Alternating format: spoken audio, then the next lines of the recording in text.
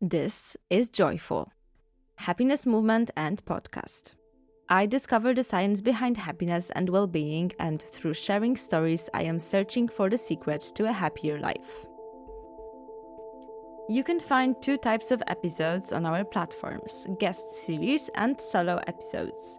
In our guest series, I will be meeting with experts who share their knowledge or experiences, contributing to a better understanding of a happier life. The solo episodes are divided into series of 5 episodes in each series, as in each episode I will talk about a topic related to one of the 5 pillars of happiness that we've designed at Joyful. If you're curious to know what are those 5 pillars, I invite you to check out our Instagram page. I hope you're ready, as it's time to be joyful.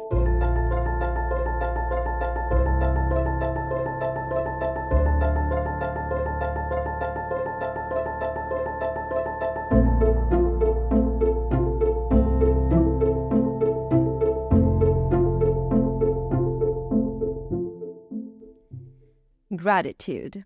A never-ending topic in every book, podcast, or lecture that wants to dip its toes into the happiness and well-being category. And well, if I want to call my podcast one that is about happiness, how could I not mention gratitude, right? I could probably skip it, especially since all that gratitude talk sometimes really drives me up the wall. But here I am, accepting the challenge, picking up the gauntlet and diving into gratitude to talk about it from my own perspective. So here we are.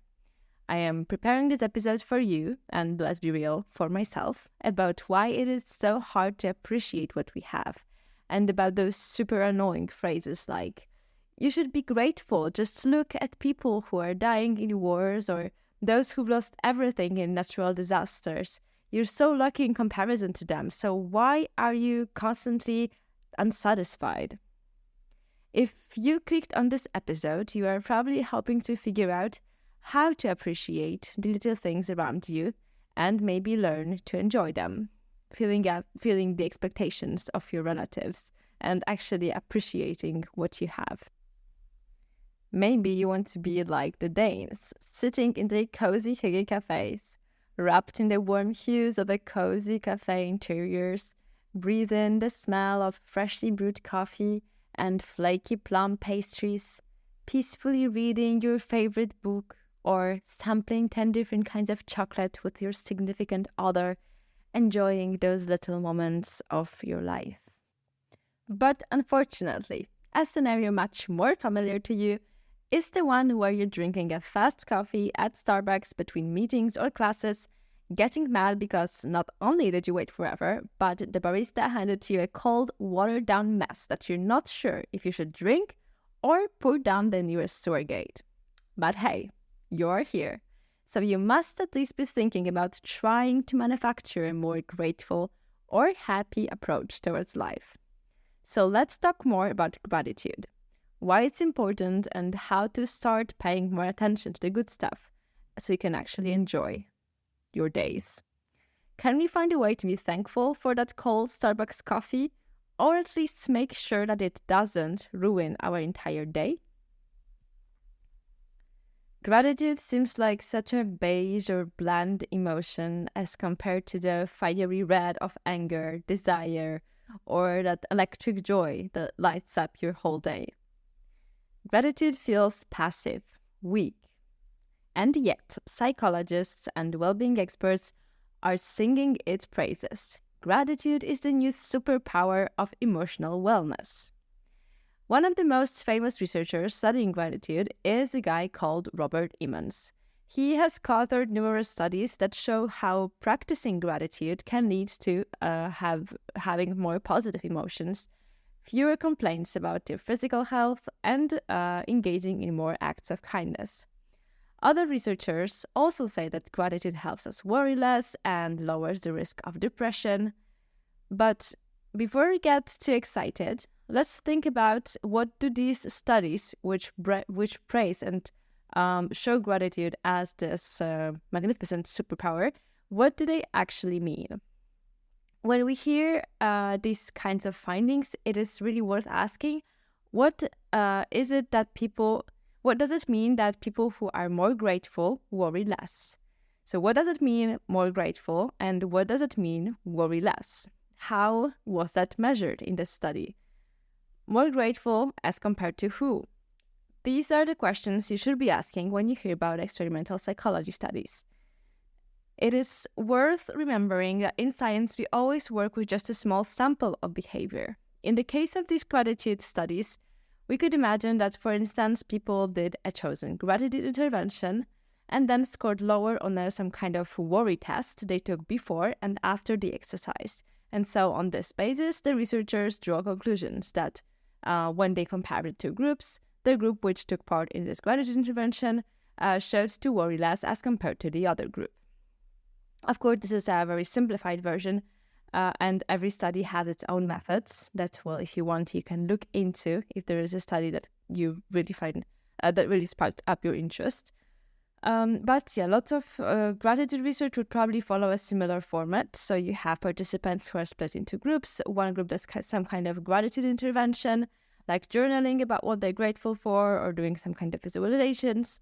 And then there is a control group, which might have to do something else, perhaps something neutral, like, for instance, writing down everything they ate that day or something which is really not related to gratitude. And sometimes there might be even a third group, as to list all the bad things that happened to them, to compare the impact of engaging in a negative intervention on happiness as compared to this gratitude positive intervention.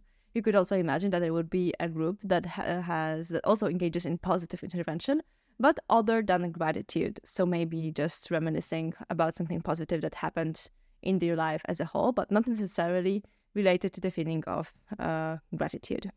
Anyhow, in these studies, researchers, they need to figure out what is it that they want to measure, and then they have to find the tools to measure it. Then they test people before and after manipulation, and this is more or less how research in psychology can be done. Then, if you don't want to use questionnaires, for instance, let's imagine that somebody wants to study altruistic behaviors. You could also imagine that there is a study where researchers ask participants to write a gratitude letter and then offer them a chance to do a supplementary task where they will get nothing in return for taking part in this second task. And so if they agree, well, boom, this is where they've shown altruistic behavior. So this is kind of your measure of whether someone is more prone to engaging in altruistic behaviors or not, based on whether he before wrote a gratitude letter or did not write a gratitude letter. So anyway, as you see, there are different ways of measuring our behavior and different ways of making inferences about what gratitude practice, for instance, may cause. But yeah, so just when you hear that there's a study about gratitude or about anything else, then I think it's worth to think a little about how was the study done and whether we can actually think of the results of the study in a larger context of, for instance, the whole population. That said, it is a fact that gratitude has become widely popular, and it is linked to higher levels of happiness, however you want to define that. So stay tuned, as now we're diving into what gratitude really is and how to practice it. If you're anything like me, you might often find yourself obsessing over some tiny, insignificant thing that ends up messing with your whole day. Let me give you an example. Sometimes I wake up, everything's fine, I have breakfast, I sit down at my computer, and then suddenly, a million thoughts per second about everything that's wrong with me. I'm sucked into this whirlwind of negative self-talk. Sometimes I manage to snap out of it and think, stop. This isn't helping anyone. You're a good and a beautiful person, and the world doesn't revolve around you, so just stop. Stop pining over yourself. And also, if I were to give myself advice from an outsider's perspective, like if I were my boyfriend or a best friend, I'd probably say, well, you're being so cruel to yourself. This is all nonsense. Pull yourself together. And then, of course, a ton of people would dream of having such a comfortable and good life like yours. Because the truth is, I do have many reasons to be grateful. I'm healthy, I have access to higher education, I can go to the store or to a restaurant. I can buy myself food. I've got people who love me. Yet here I am complaining that I'm not smart enough, pretty enough, or don't have this or don't have that, wishing I were someone else entirely. So instead of focusing on what I have, on what's good and on my positive traits, some days it's just so easy to see only the bad stuff. And this is when sometimes some kind of a big guru or a scientist will come and tell me, oh, you should just write down the things you're grateful for. Oh, sure, great idea, except when I try to write them down, I feel my blood boiling. I don't believe a single word of what's on that paper, and my pen usually ends up flying across the room, leaving a massive blue ink stain on my white wall in the shape of what looks like an ant sitting on a giant mushroom. Starting off in a negative emotional state, whether it's disappointment, sadness, or anger, makes the whole gratitude journaling thing feel, well, tricky. It's hard to lie to yourself and believe what you write on that page. If it were that easy, I could just write, I'm a Japanese princess named Huanghu, and I spent the whole day walking around with a parasol giving everyone orders. But let's be real, even if I really wanted to believe that, I'm not going to magically turn into a princess. And this is the same thing with writing down what you're grateful for. If you're doing it without any real conviction or feeling, it's not likely to work. This exercise is supposed to help you develop a certain mindset, a habit of thinking. Stop, what's going on right now in my life? But when you're in the middle of a storm of negative emotions, it is so much harder to access these thoughts. Let me share another personal story with you. So last October, when I found out that I wasn't going to start the PhD program that I worked really hard for, I was devastated. And when people would tell me, you still have so much to be happy about, it only made me feel worse. I would think, I should be happy. What the hell is wrong with me? And I started to wonder, how can I actually feel grateful for what I have and who I am? And that brings us to today's episode, where I am going to try to figure out how to genuinely feel gratitude and build that habit so we can better handle these tough moments. In the research world, gratitude is understood in two ways, as a trait or as a state. If someone exhibits gratitude as a trait, they naturally have a grateful attitude and find it easier to give and receive appreciation. People with high levels of gratitude are also often more optimistic, kind, and empathetic. According to some recent studies by Newman, Gordon, and Madness, people with a strong sense of gratitude tend to have lower heart rates, lower blood pressure, better sleep quality, engage in more physical activity. They are less prone to having stress, they have more positive thoughts and expectations, and as a whole, they feel more appreciated by others. The second aspect of gratitude, gratitude as a state, is a fleeting emotion. So gratitude as a fleeting emotion that pops up in response to a specific situation. So here gratitude is seen as an emotion and not a permanent characteristic. So if I think about these two aspects of what gratitude can be, I would probably prefer to develop this position. So have great gratitude as a trait. Develop this trait gratitude. And it's good news that according to some definitions, gratitude can also be considered a skill. So we all have this certain baseline level of predisposition to express and receive gratitude, but we can also work on improving that skill. By building awareness around the content of our thoughts, the emotions behind them, and through the analysis of our behavior, we can, at least in theory, learn to appreciate more of the things around us and the experiences we have.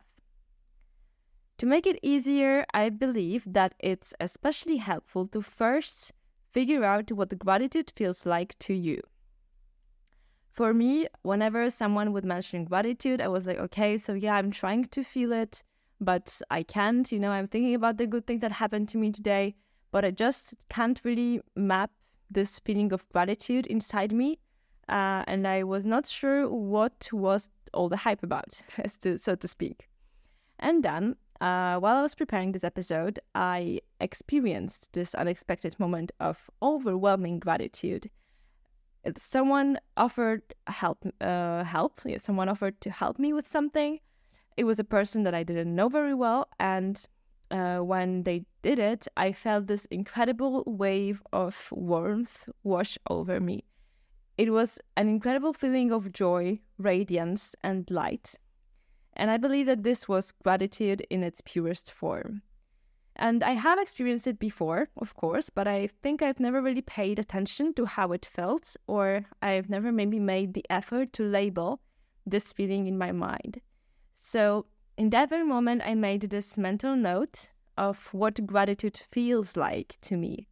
And now when I try to think about what I'm grateful for, I would try to tap into this feeling again.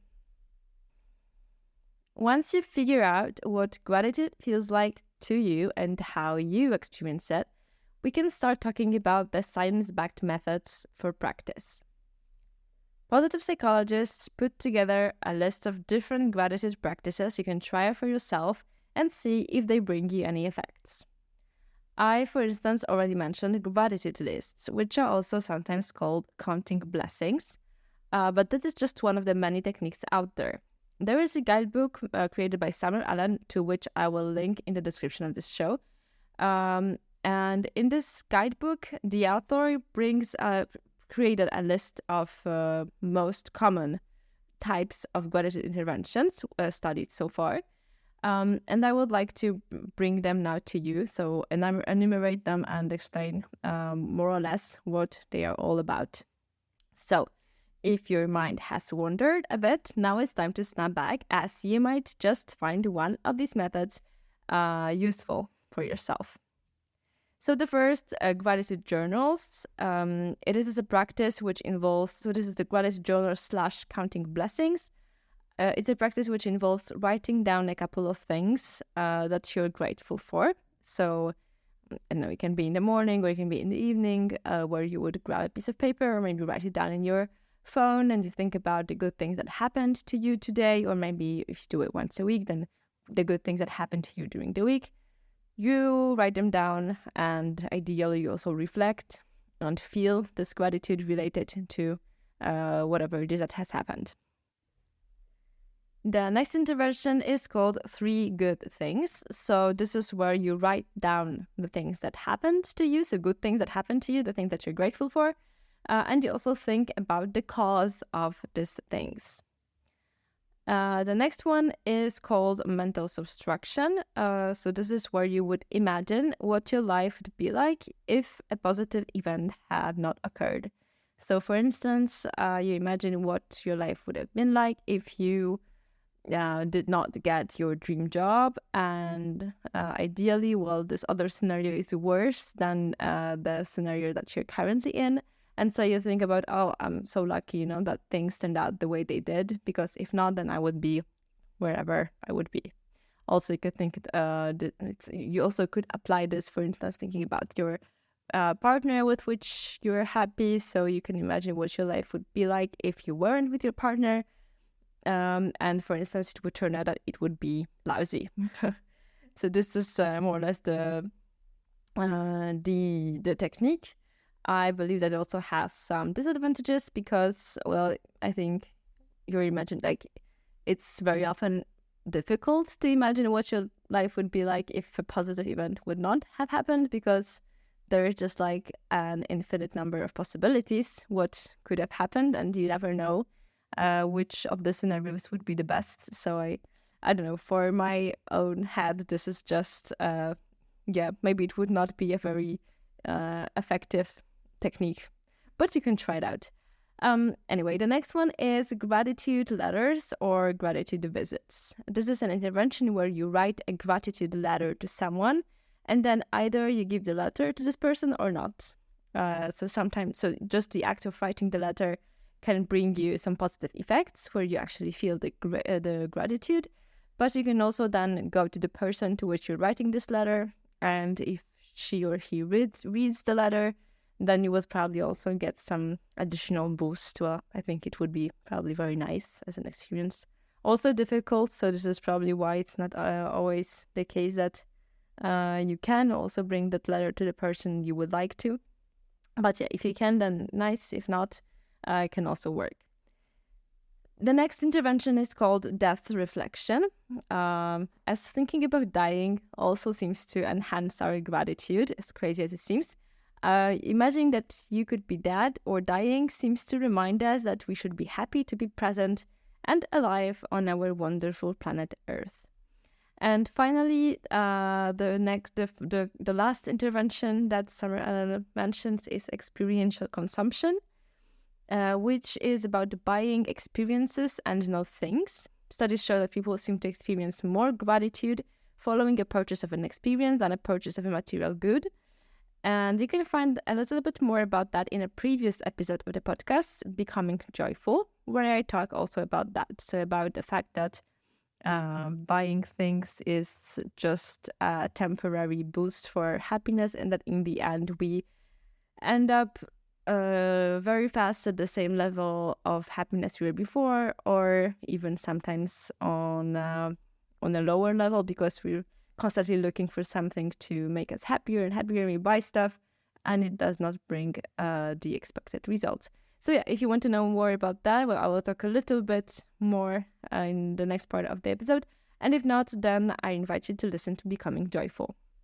And lastly, there is this other intervention which is not mentioned in Summer Allen's summary, but that I found in other literature, which is related to simply being exposed to some gratitude behaviors. So being exposed to acts of kindness performed by someone else, so that you see that somebody else is feeling grateful for some kind of a situation. I will explain it more in detail in a bit. But I just want to say that looking at this list from my own experience, the most effective way to develop a sense of gratitude is being on the receiving end of gratitude or expressing it towards someone else. So this might be kind of obvious, right? If we experience gratitude, it is the most effective way to practice it.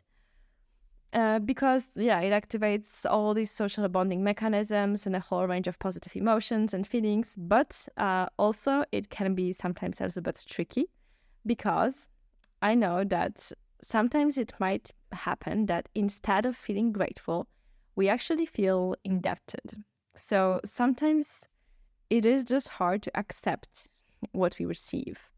Think about when you receive, for instance, an expensive gift, or maybe think about a situation where someone offers to buy you dinner. It can feel very nice, but also very often you might feel like you owe something to this person. You may want to repay her or him the next time. Is this need to give back a positive or a negative feeling for you? I think that this is something that should also be mentioned here when we are talking about gratitude and different gratitude interventions and how to be more grateful yourself.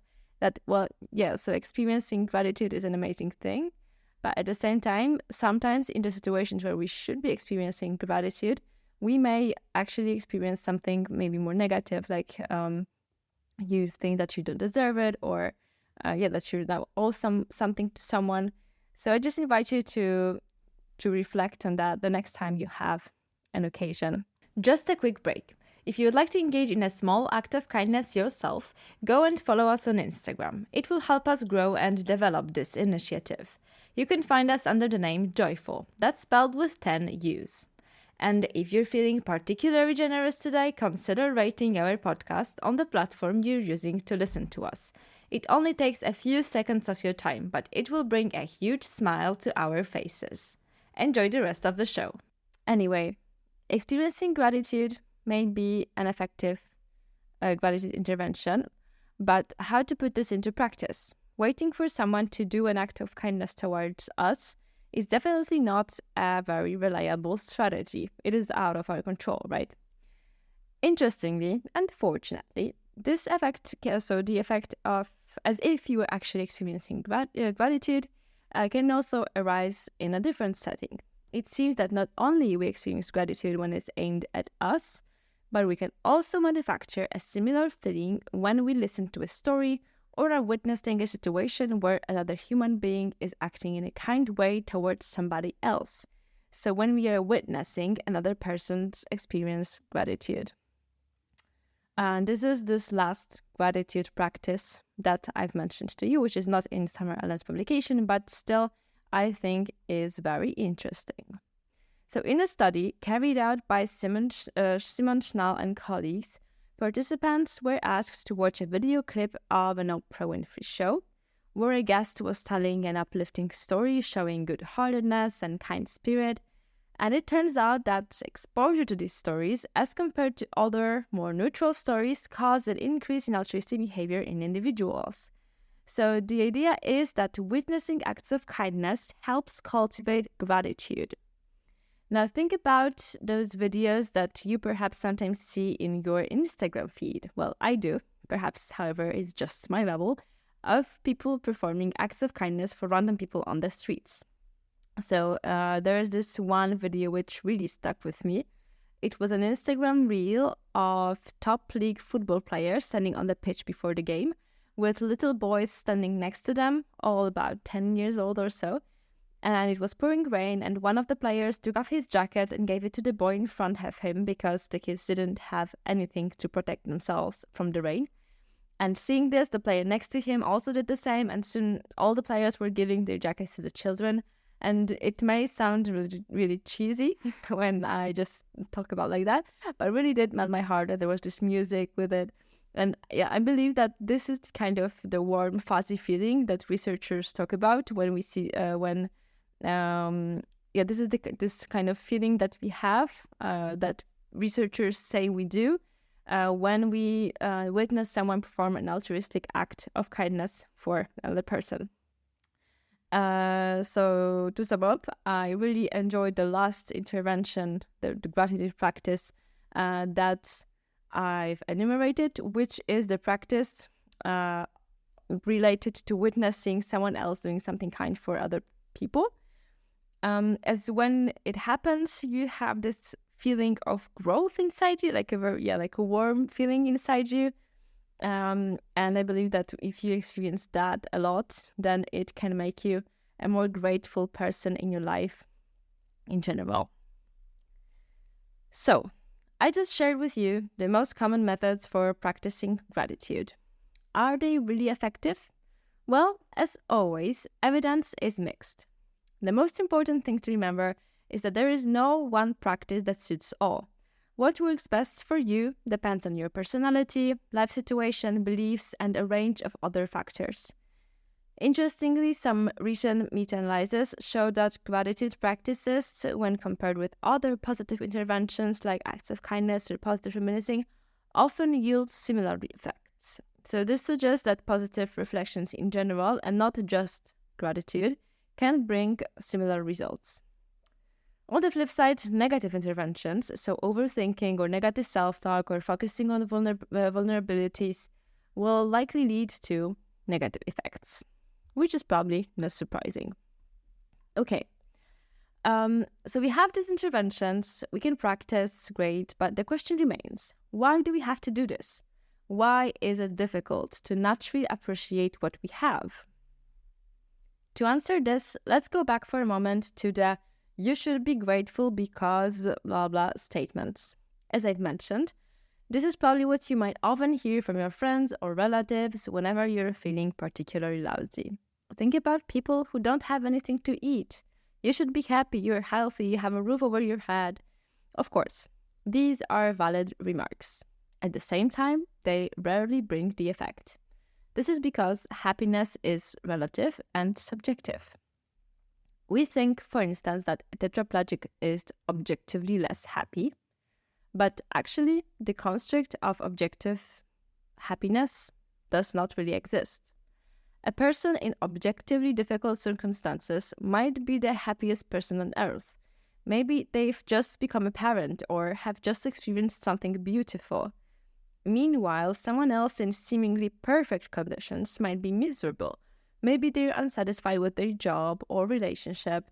Maybe they don't live up to some standards they set up for themselves. In a study which investigated the predicted versus actual levels of happiness, researchers show that we overestimate both the positive and negative circumstances of events which happen to us. We think that, for instance, getting a promotion or getting a very good grade at an exam will make us very happy. Researchers measured actual happiness levels after these good things that happened, potentially good things that happened, and it turns out that happiness levels did not change that much. A similar study has been done on people who became disabled. People think that becoming disabled will drastically diminish their happiness levels, but actually, after a certain amount of time, the happiness levels go back to baseline. We can also imagine that a disabled person is even happier sometime after the accident because they learn to appreciate life like they had never before.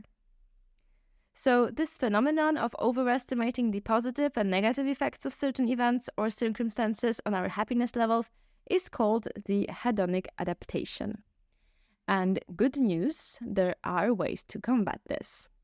And if you want to learn to appreciate the things you have, learning to deal with hedonic adaptation is probably one of the first things to consider. I already talked about hedonic adaptation in a previous episode of the podcast titled Becoming Joyful. So if you're interested, you can go and listen to find out more. Also, this is the episode where I talked about experiential consumption. A little bit, at least. So far, I've mentioned that in order to be more grateful, we should think about what being grateful feels like for us, start to pay attention to the good things that happen to us, maybe through including some gratitude practices in your daily life, stop comparing our happiness to others, and learn how to deal with hedonic adaptation. And there are 2 more things on my list, so stay with me. It's funny, or maybe not that funny, but rather surprising, because I always thought about myself as a positive person, cheerful, optimistic, and then I read my diary entries. Amazing how much we can learn about ourselves this way. It turns out that 7 out of 10 times I was writing in my diary there was something wrong. I was unhappy, in a crisis. They are filled with negativity. It's either I was stressed or worried or thinking I need to make a lifelong decision at this very moment, stressing out about the potential problems and focusing mainly on the negative. I read it and I was like, God, girl, chill out. And there was also a lot of self-blame and constant criticism and fighting with my own thoughts. I don't know, maybe I just never wrote when I was feeling good, because honestly, my life is definitely not this dramatic. And all that's just to say that I think that the most powerful, ruthless force which can show you who you truly are is you from the past. The problem with our memories is that they are always subjective, and words, pen and paper don't lie. You can see exactly what's your narrative like.